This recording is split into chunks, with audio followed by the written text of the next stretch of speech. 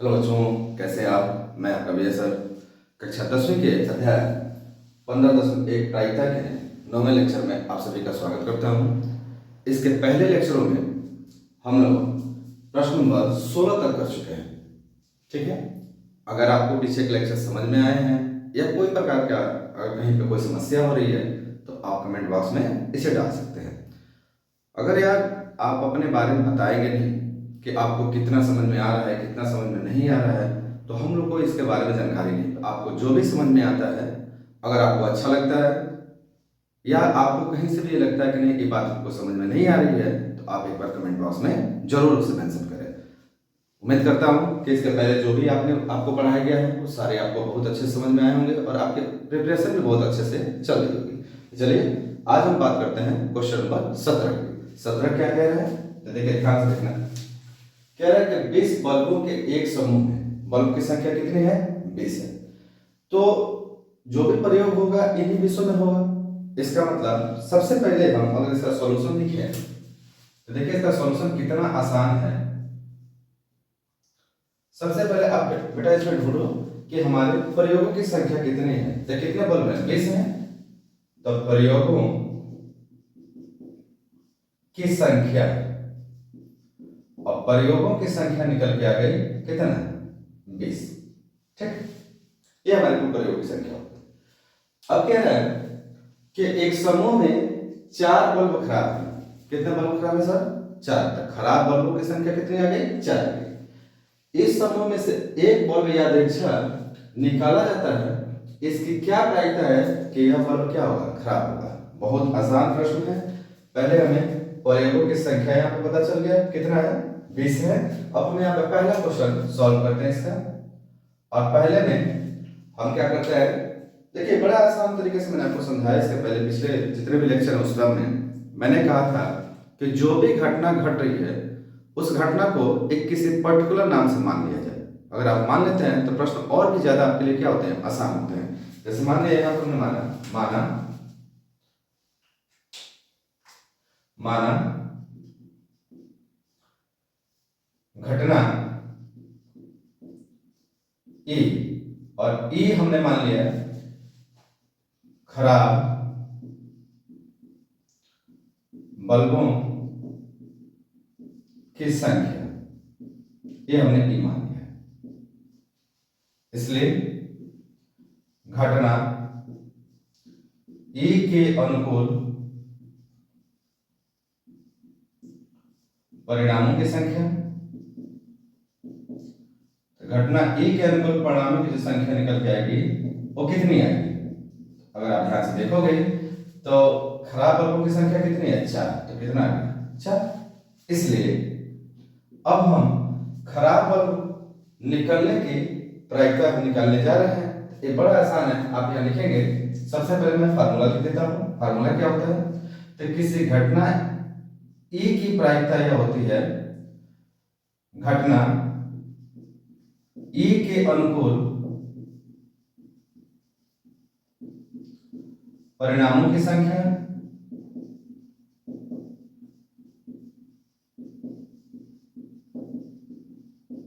बटा प्रयोगों की कुल संख्या।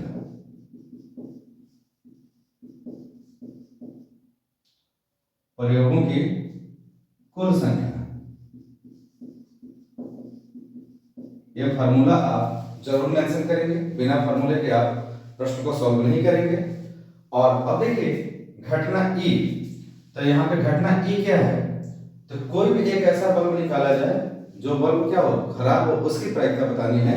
तो हमने कहा घटना ई की प्रायिकता P, इसका मान आ जाएगा घटना ई के अनुकूल परिणामों की संख्या। तो ई के अनुकूल परिणामों की संख्या कितनी है, 4। तो ये हो गया आपका 4 बटा प्रयोगों की कुल संख्या। तो प्रयोग की कुल संख्या कितनी निकाला हमने, 20। तो 4 बटा 20। अगर आप इसे काटेंगे तो देखिए 2 दहा में 20 और 2 दूना 4। तो हमारे यहाँ निकल के आता है कितना, 2 बटा 10। और 10 से अगर भाग देते हैं हम तो हमारा कुल मान यहाँ पे निकल के आ जाता है घटना ई के अनुकूल जो आपकी प्रायिकता है वो हो गया 0.2 के बराबर। आगे बात समझ में आपको? तो यहां से किसी खराब बल्ब होने की जो प्रायिकता निकल के आ गई वो कितना आ गया 0.2। सेम इसी प्रकार अगर हम बात करें इसके दूसरे प्रश्न की, और दूसरा प्रश्न इसमें क्या कहता है? तो दूसरा कहता है मान लीजिए एक में से निकाला गया बल्ब खराब नहीं है। एक क्या है भाई? ये पहले जो घटना है मतलब प्रयोग कुल संख्या कितनी है 20। तो 20 में से एक ऐसा बल्ब निकाला गया जो खराब नहीं है और दोबारा अगर नहीं उसे दोबारा बल्बों के साथ मिलाया गया, मतलब एक बार निकाल दिया गया, निकाल के उसे साइड में रख दिया गया क्योंकि बल्ब खराब नहीं था तो साइड में रख दिया गया। बात समझ रहे हो मेरी? तो अब कितने बल्ब बचेंगे बेटा जब आपने उसमें दोबारा नहीं डाला तो अगर 20 में से एक निकल गया तो कितने बचेंगे? 19 बचेंगे। तो आप क्या लिखेंगे? फिर इसके लिए लिखेंगे प्रयोगों की संख्या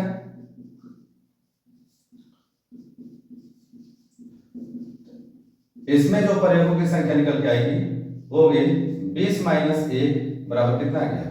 19। आई बात समझ में? अब फिर वैसे ही आगे क्या कह रहा है? दोबारा बल्बों के साथ मिलाया जाता है, अवशेष बल्बों में से एक बल्ब यादृच्छिक निकाला जाता है। इसकी प्रायिकता क्या होगी कि यह बल्ब खराब नहीं होगा।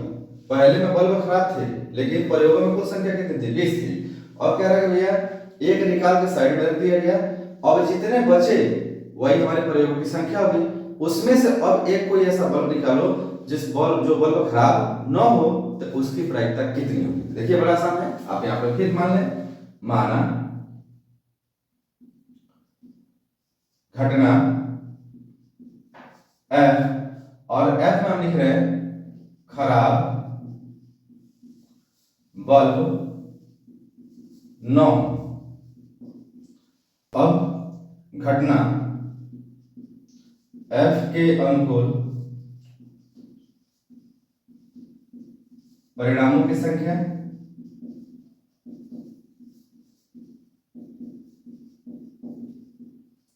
तो अब ये कितना होगा? अब आपको सोचनी है। कुल हमारे बच गए 19 और 19 में से पहले से कितने बल्ब खराब है? 4 बल्ब क्या है? खराब है। अब हमें प्रायिकता किसकी निकालनी है कि एक भी बल्ब खराब न। बात नहीं समझ रहे हो? तो अब क्या है? खराब बल्ब न, तो कितने खराब बल्ब ऐसे होंगे कि जो नहीं होंगे, मतलब खराब नहीं होंगे। तो 19 में से 4 को क्या करेंगे? घटा देंगे। अगर 19 में से 4 हम घटाते हैं तो हमारा कितना आता है? 15। इसका मतलब है कि इस 19 बल्बों में से 15 ऐसे बल्ब हैं जो खराब नहीं है। अब इन 15 बल्बों में से किसी भी एक बल्ब की क्या करनी है? प्रायिकता आपको निकालनी जो खराब ना हो। तो बड़ा आसान है, तो आप लिखेंगे इसलिए घटना F की प्रायिकता, और F क्या है? खराब बल्ब न हो। तो F की प्रायिकता होगी घटना F के अनुकूल, घटना F के अनुकूल परिणामों की संख्या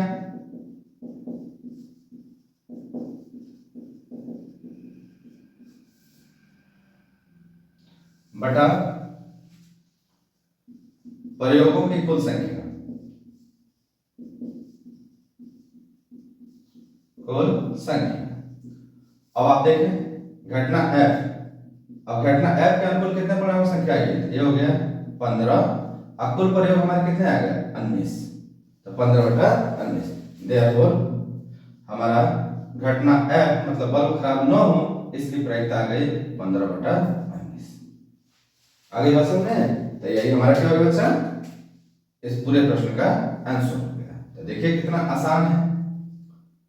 यहाँ पे बड़ा सिंपल सी भाषा में कहा गया था, 2 प्रश्न पूछे गए थे। पहले प्रश्न में कह रहा है आपसे कि 20 बल्ब ऐसा दिए गए हैं, 20 बल्बों में से 4 बल्ब खराब हैं।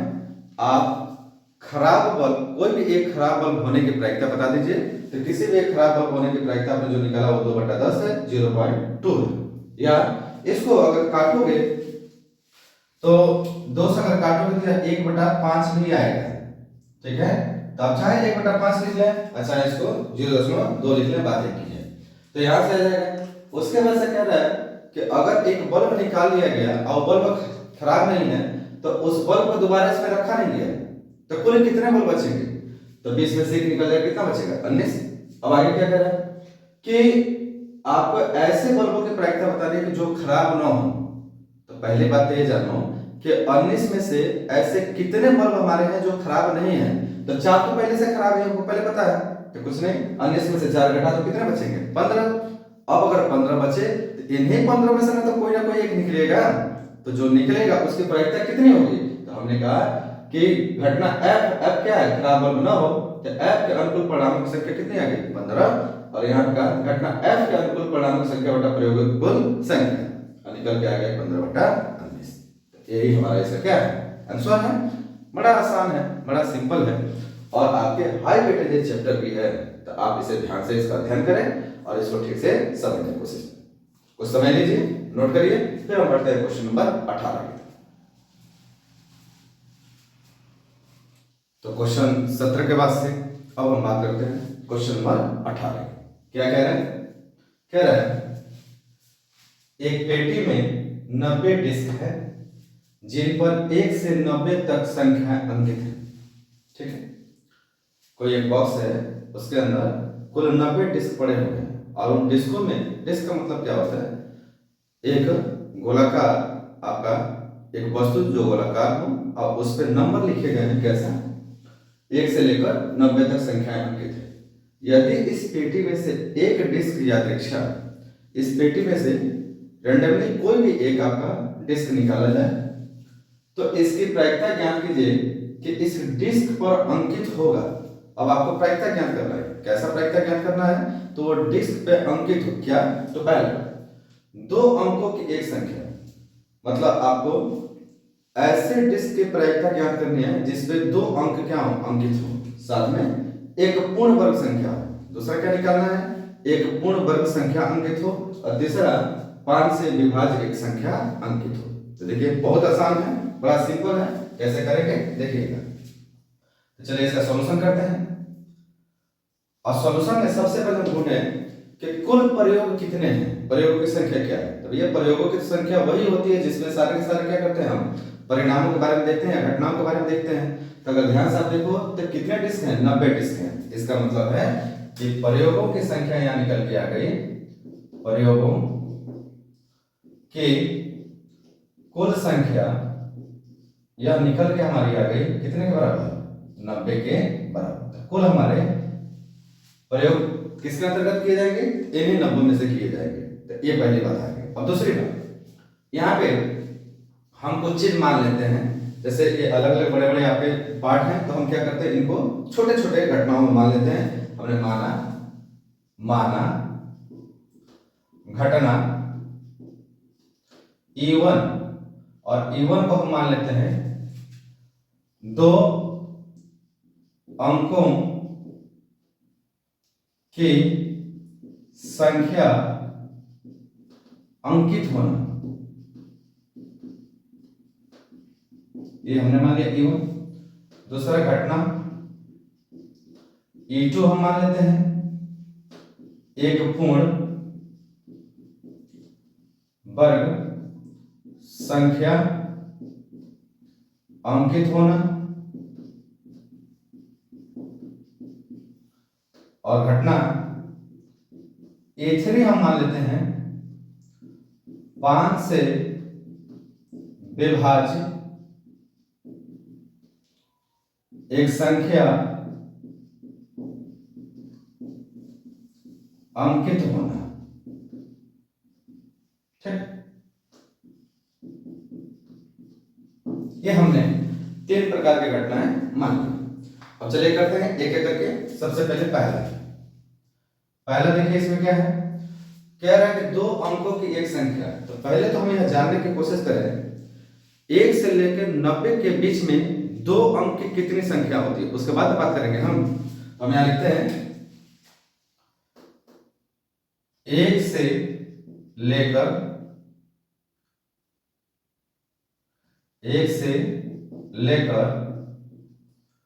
90 के बीच 2 अंकों की संख्या है।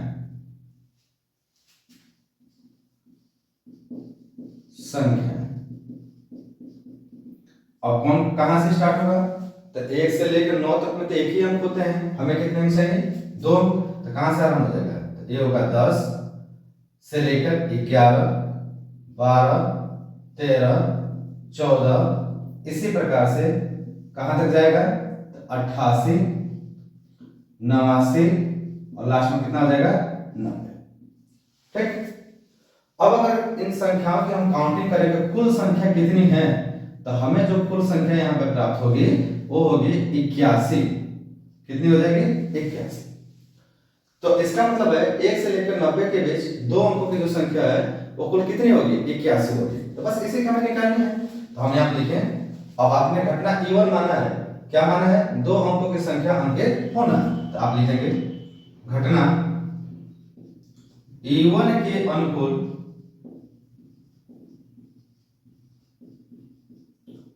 परिणामों की संख्या।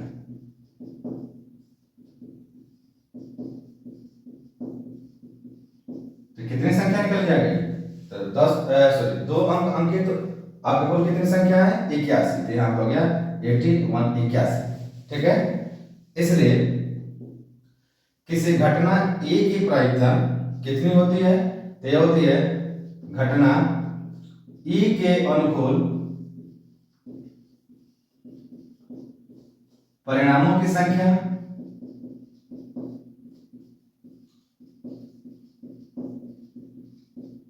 बटा प्रयोगों की कुल संख्या।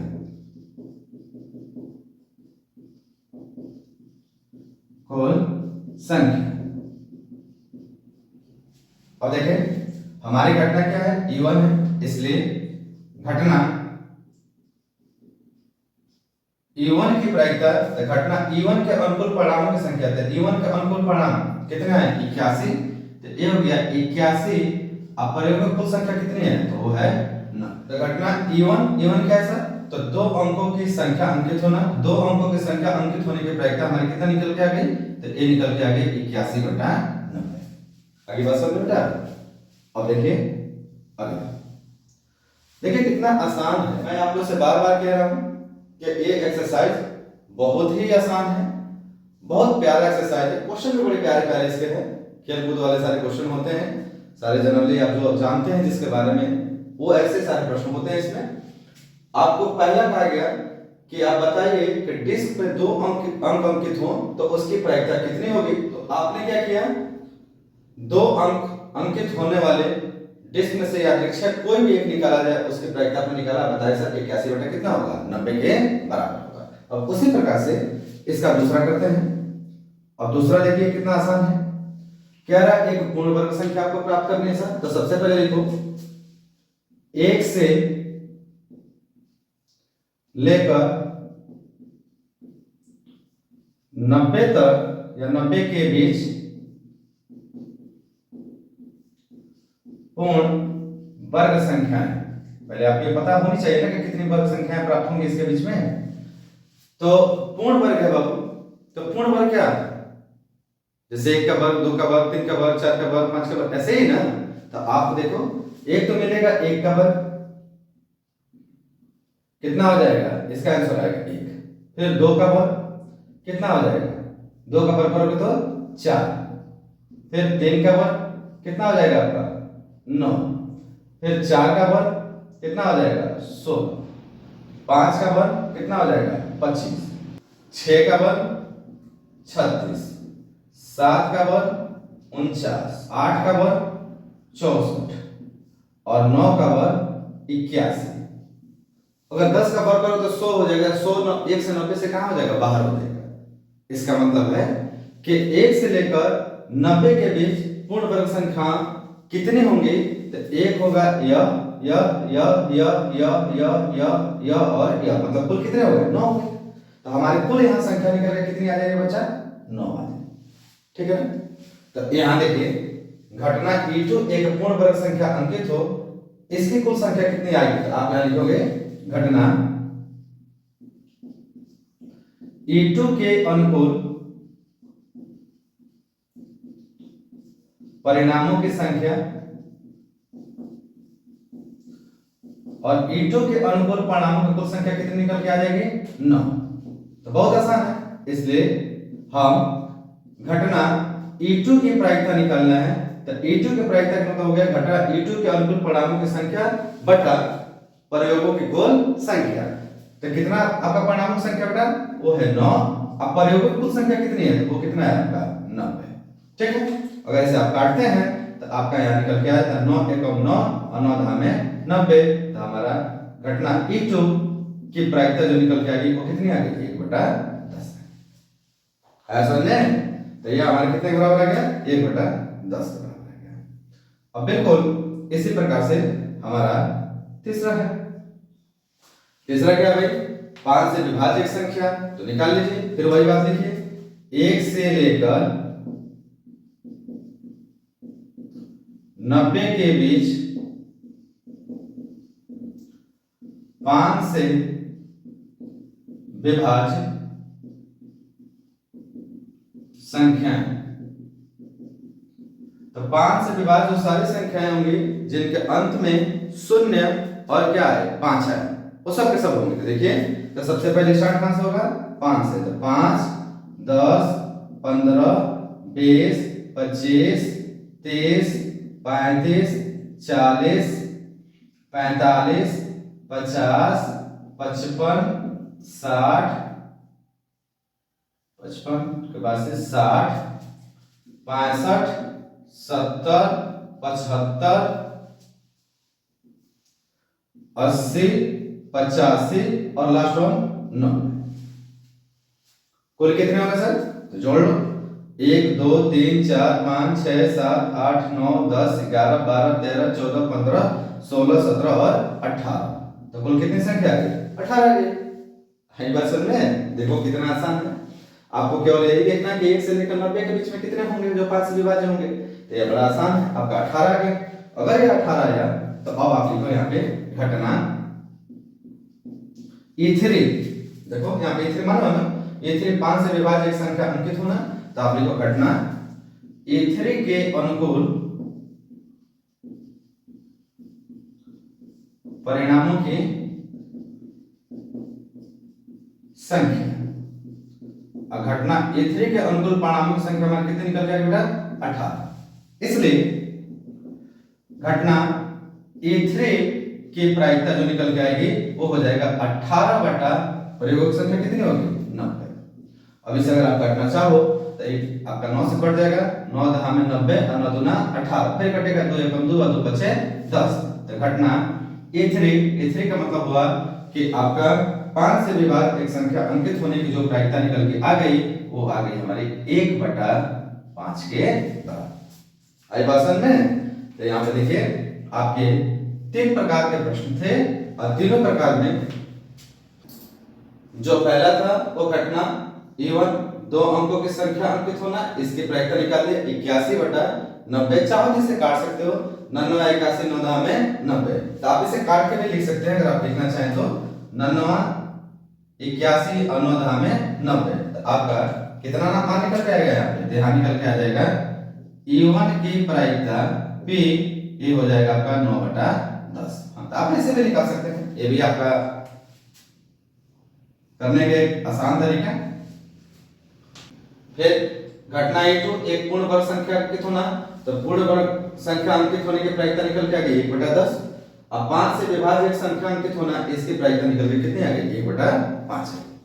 तो मेरे ख्याल से बड़ा आसान प्रश्न है सारे और आपको बड़े अच्छे से समझ में भी आ रहे होंगे।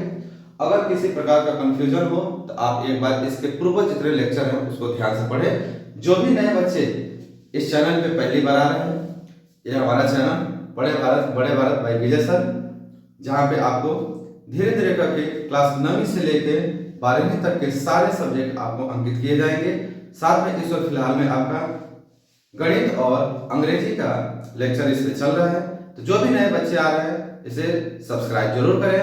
जो हमारे पहले से बच्चे जुड़े हुए हैं, प्यारे बच्चे जुड़े हुए हैं, वो लाइक और अपने मित्रों के पास इसे शेयर जरूर करें।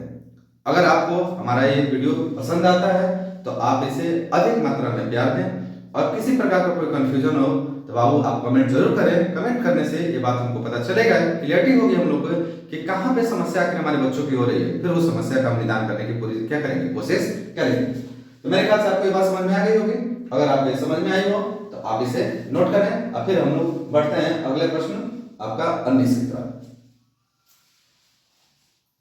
तो क्वेश्चन नंबर 18 के बाद से अब हम बात करते हैं क्वेश्चन नंबर 19 की। बहुत आसान है, बड़ा सिंपल सा है, बड़े प्यारे प्यारे बड़े खूबसूरत इसमें क्वेश्चन दिए गए हैं। देखिए 19 के बारे में हम क्या बात कर सकते हैं। 19 क्या है, एक बच्चे के पास ऐसा पासा है जिसके फलकों पर निम्नलिखित अक्षर अंकित हैं। पासा है लूडो वाला, उस पे जो 6 फलक होते हैं, एक 6 फलकों पे अब की बार नंबर नहीं है, स्पेशल कुछ कैरेक्टर अंकित है। कौन कौन से हैं? जैसे पहले पे है ए, दूसरे पे है बी, तीसरे फलक पे है आपका सी, चौथे फलक पे आपका अंकित है डी, पांचवें फलक पे है आपका ई और छठवें पे क्या है ए। ठीक है, तो सबसे पहला हमारा काम होता है यह ढूंढना कि अगर पासे को फेंकें तो क्या क्या आ सकता है। तो पासे को फेंकने पर A B C D E और ए आ सकता है। इसका मतलब प्रयोगों की संख्या कितनी हो बेटा? तो प्रयोगों की संख्या हो गई, प्रयोगों की कुल संख्या जो यहां निकल के आ गई वह प्रयोग की कुल संख्या कितनी होगी? तो 1 2 3 4 5 और 6 है। बात समझ में? तो देखो कुल प्रयोग संख्या कितनी हो गई? 6। अब चलते हैं पहला प्रश्न करते हैं। इसमें पहला क्या होता है? पहला कह रहा है कि आपको प्रायिकता ज्ञात करनी है किसकी? ए प्राप्त हो। तो सबसे पहले पासा फेंकने पर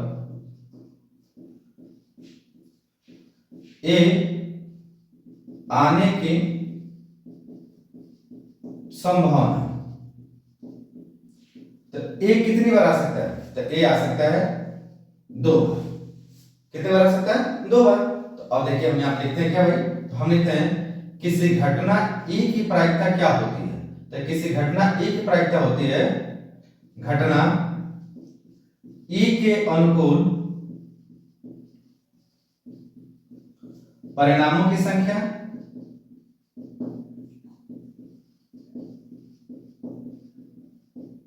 बटा आपका प्रयोगों की संख्या।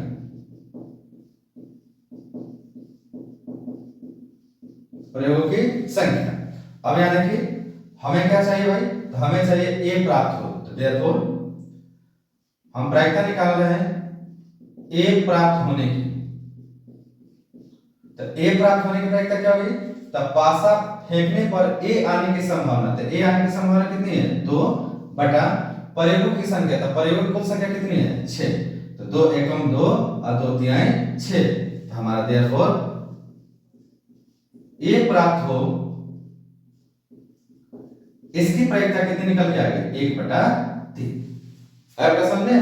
तो देखिए कितना आसान है। तो यहां से हमारा ए आने की जो प्रायिकता या ए प्राप्त होने की जो प्रायिकता निकल के आ गई वो कितना आ गया? 1 बटा 3 आ गया। सिर्फ इसी प्रकार से हम इसका दूसरा भी प्रश्न कर सकते हैं। दूसरा प्रश्न देखिए क्या है इसमें। तो दूसरा प्रश्न हमारा दूसरा कह रहा है कि डी प्राप्त हो। तो आप लिखेंगे यहां पे पासा फेंकने पर डी आने की संभावना,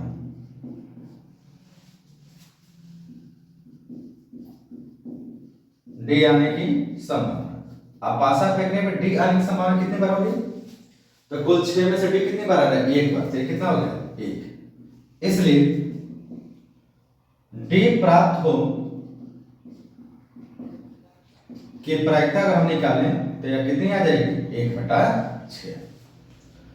तो पासा फेंकने पर डी आने की संभावना 1 है। तो डी प्राप्त हो इसकी प्रायिकता कितनी होगी? तो भाई पासा फेंकने पर डी आने की संभावना बटा प्रयोगों की कुल संख्या है। हमारा पासा फेंकने पर डी आने की संख्या कितनी है? 1 बटा प्रयोगों की संख्या कितनी है? 6। तो यहाँ पे हमारा निकल के आ गया डी प्राप्त हो इसकी प्रायिकता 1 बटा 6। और बेटा यही आपका क्या है? आंसर है। देख रहे हैं ना, मैं बार बार आपसे क्या कहता हूं, बहुत आसान है, बड़ा सिंपल है, समझने वाली चीज है। अगर आपको वीडियो पसंद आता है तो लाइक करें और बहुत सारे दोस्तों के पास शेयर करें और भी अपने अच्छे दोस्तों को इसके साथ क्या करें? जोड़ें। साथ में आपके साथ साथ उन बच्चों का भी क्या हो, धीरे धीरे विकास हो। तो आप एक पूरी इच्छा शक्ति के साथ इस चैनल के साथ जुड़े रहें और साथ में अपनी पढ़ाई अच्छे से क्या करते हैं, पूर्णतः करते हैं। चलिए थोड़ा समय लीजिए, क्वेश्चन नंबर 19 को आप नोट करें, फिर हम पढ़ते हैं क्वेश्चन नंबर 20 की तरफ। तो चलिए अब प्रश्न 19 के बाद से हम बात करते हैं प्रश्न नंबर 20 की। बहुत शानदार और थोड़ा कंसेप्चुअल है ये। आप इसे जब इतने सारे प्रश्न आप ठीक से समझ गए हैं तो ये भी प्रश्न आपको बहुत आसानी से समझ में आएगा। तो चलिए बात करते हैं क्वेश्चन नंबर 20 की। क्या कह रहा है सर? कह रहा है कि मान लीजिए आप एक पासे को आकृति, यह हमारी आकृति है, 15.6 में दर्शाए आयताकार क्षेत्र में या तिरछा रूप से गिराते हैं। कोई एक पासे को आप इस पे गिराते हो, ठीक है। यह पूरा आयताकार एक हिस्सा है जिसकी लंबाई 3 मीटर है, चौड़ाई कितनी है, 2 मीटर है। इसकी क्या प्रायिकता है कि वह पासा 1 मीटर व्यास वाले वृत्त के कहां गिरे, अंदर गिरे। आप अगर ध्यान से यहां देखेंगे तो यह पूरा का पूरा एक आयताकार भाग है और उसके अंदर एक एक वृत्त दिया गया है जिसका व्यास क्या होता है, तो परिधि के किन्हीं दो बिंदुओं के बीच की लंबाई जो केंद्र से होकर गुजरे, या दूसरी भाषा में कहते हैं कि वह जीवा जो वृत्त के केंद्र से होकर गुजरती है या वृत्त की सबसे बड़ी जीवा, उस वृत्त का क्या कहलाता है, व्यास कहलाता है। तो यहाँ पे देखिए यह हमारा हिस्सा व्यास है और इसकी लंबाई कितने से दिया है, तो 1 मीटर। कुल आपका व्यास है 1 मीटर। पासा फेंक रहे हो, ठीक है, पहले समझ लेना इसको। पासा फेंक रहे हो और कह रहे हो कि इसकी प्रायिकता बताओ कि पासा कहां आके गिरे, इस वृत्त में। तो वृत्त में तो गिरेगा तो इसका पूरे एरिया में कहीं भी गिर सकता है। मतलब पासा कहां गिरेगा, तो वृत्त के क्षेत्रफल में गिरेगा। समझ में आया? अच्छा, आयत वृत्त का क्षेत्रफल कहां पाया जा रहा है, तो यह पूरे आयत में पाया जा रहा है, मतलब आयत के क्षेत्रफल में पाया जा रहा है। मेरी बात समझ रहे हो? देखो कितना आसान है। आपसे कह रहा है कि कोई पासा अगर आप फेंक रहे हैं तो वो पासा इस आयताकार भाग के अंदर 1 मीटर व्यास वाले वृत्त में ही आके गिरे। इसकी प्रायिकता क्या होगी? बहुत आसान है बेटा जी। इसकी प्रायिकता आपका वृत्त का क्षेत्रफल बटा आयत का क्या होगा, क्षेत्रफल होगा। बस इतनी सी बात है। कैसे निकालेंगे, चलिए समझते हैं। लिखेंगे सबसे पहले आपको यहाँ पे सॉल्यूशन में लिखना होता है भाई प्रयोगों की संख्या क्या होगी, तब प्रयोग किसके अंतर्गत किए जा रहे हैं पहले ये जान लीजिए। तो हमारे जो प्रयोग हो रहे हैं इस पूरे आयत के अंतर्गत किए जा रहे हैं, इसलिए हम यहाँ लिखेंगे प्रयोगों की कुल संख्या। अब प्रयोगों की कुल संख्या जो होगी वो होगी हमारी आयत का क्षेत्रफल। अब यहाँ पे देखिए स्टार लगा हुआ है। स्टार का मतलब है कि यह परीक्षा की दृष्टि से नहीं है। चलिए उन्होंने जो भी कहा, लेकिन हम तो मान के चलते हैं कि अगर एनसीईआरटी के बुक में कोई प्रश्न है तो वह परीक्षा की दृष्टि से ही है। कभी भी कोई भी प्रश्न आपसे पूछे जा सकते हैं। तो थोड़ा हम आयत के बारे में यहाँ बात कर लेते हैं। हम लिखते हैं यहाँ पे थोड़ा सा हम बात करेंगे और लिखेंगे आयत की लंबाई। तो आयत की लंबाई हमारी कितनी है भाई, 3 मीटर। आयत की चौड़ाई,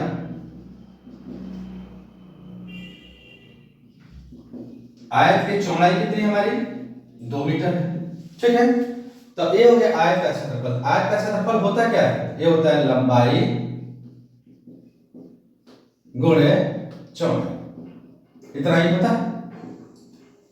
अब लंबाई आ गया हमारा 3 मीटर, चौड़ाई आ गया 2 मीटर, कुल निकल के कितना आया, 6 वर्ग मीटर के बराबर आ गया। ये आ गया हमारा कुल आयत का क्षेत्रफल।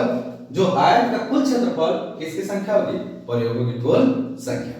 दूसरी अब यहां थोड़ा बात करते हैं वृत्त का व्यास। वृत्त का व्यास, तो वृत्त का व्यास कितना दिया है, 1 मीटर। हमें क्या चाहिए होता है वृत्त का क्षेत्रफल निकालने के लिए, त्रिज्या ना। तो हम लिखें वृत्त की त्रिज्या। अब वृत्त की त्रिज्या को अगर हम r से लिखें तो यह कितना हो जाएगा, व्यास बटा 2। पढ़े होंगे आप, व्यास कितना है, 1 मीटर बटा 2, मतलब 1 बटा 2 क्या है, मीटर त्रिज्या। तो आप देखें इसलिए वृत्त का क्षेत्रफल। अब वृत्त का क्षेत्रफल क्या होगा ये भी आप जान लें। तो वृत्त का क्षेत्रफल जो हमारा होगा वो होगा pi r square, pi r square. Pi यहाँ पे हो गया हमारा और आर का मान है 1/2 का वर्ग, मतलब ये निकल क्या गया पाई बटा 4 और ये भी क्या आएगा वर्ग मीटर। निकालना क्या सर आपको, ये आपको जानकारी होनी चाहिए हमको निकालना क्या है। तो हमें यहाँ पे लास्ट में कहा है कि इसकी प्रायिकता क्या है कि पासा 1 मीटर व्यास वाले वृत्त के क्या हो अंदर गिरे। बहुत आसान है, तो आप लिखें यहाँ पे, इसलिए आपको प्रायिकता निकालना है कि पासा 1 मीटर व्यास के अंदर गिरे या अंदर गिरने की प्रायिकता आपको निकालनी है। क्या होगा, तो आप लिखोगे वृत्त का क्षेत्रफल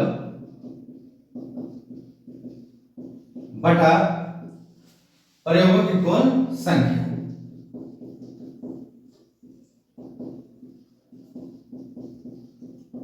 वृत्त का क्षेत्रफल बटा प्रयोगों की कुल संख्या। अब वृत्त का क्षेत्रफल कितना है, तो थोड़ा मैं यहां पे लिख लेता हूं। वृत्त का क्षेत्रफल कितना है देखो, तो वृत्त का क्षेत्रफल हमारा आ गया पाई बटा 4 अब बटा प्रयोगों की कुल संख्या कितनी आ गई, तो वो आ गई आपकी 6 है ना। अगर 6 को हम ऐसे लिखें तो यह हो गया पाई बटा 4 और ये तो पलट जाएगा, ये कितना होगा 1/6। अगर हम गुणा करें यहाँ पे तो यह हो जाएगा आपका पाई बटा 24। अब अगर आप पाई का मान रखते हैं तो पाई का मान होता है 22/7, तो यह हो जाएगा 22/7 गुणे 1/24। ठीक है, काट लीजिए 2 से 12 दूना 24 और आपका 2 से काटोगे तो 11।